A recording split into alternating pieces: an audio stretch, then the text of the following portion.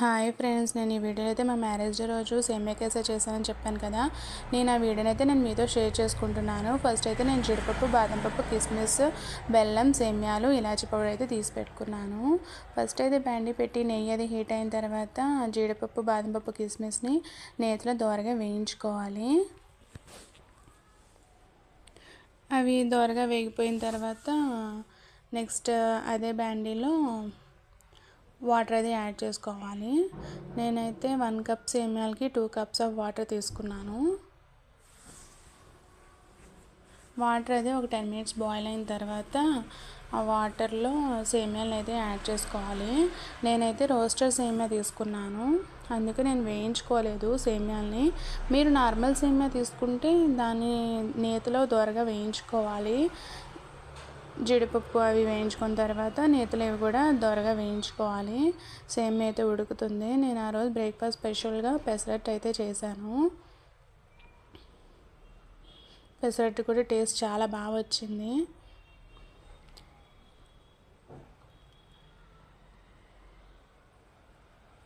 Next అయితే సేమియా 80% ఉడికింది. ఇప్పుడైతే బెల్లం అది యాడ్ చేసుకోవాలి. నేనైతే 1 కప్ సేమియాకి 3/4 కప్ ఆఫ్ బెల్లం తీసుకున్నాను. నేనైతే షుగర్ యాడ్ చేయలేదు, షుగర్ అంత మంచిది కాదు కదా అని చెప్పేసి నేను బెల్లంతో స్వీట్ అయితే తయారు చేశాను.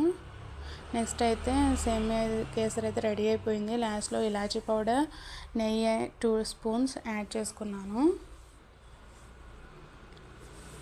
తర్వాత ముందుగా వేయించి పెట్టుకున్న ఈ డ్రై ఫ్రూట్స్ని కూడా వేసుకొని కలిపి పెట్టుకున్నాను. సేమియా కేసరి అయితే భలే వచ్చింది, చూడడానికి చూసారా భలేగా ఉంది. మనం భోజనాల్లో వేసుకునే సేమియా కేసరి అదే ఇంట్లోనే ఈజీగా ఈ విధంగా చేసుకోవచ్చు. ఫాస్ట్గా చేసుకునే స్వీట్ కూడా చాలా ఫాస్ట్గా అయిపోతుంది, చేసుకోవడానికి కూడా ఈజీగా కూడా ఉంటుంది. సేమియా కేసరి అయితే భలే వచ్చింది, జ్యూసీగా, స్టిక్కీగా, టేస్ట్ కూడా చాలా బాగుంటుంది. నేను ఆ రోజు దేవుని ప్రసాదంగా కూడా నేను ఈ సేమియా కేసరిని పెట్టాను. మనం ఇంట్లో ఏది చేసుకుంటే అదే కదా దేవుని ప్రసాదంగా కూడా. So bye, see you.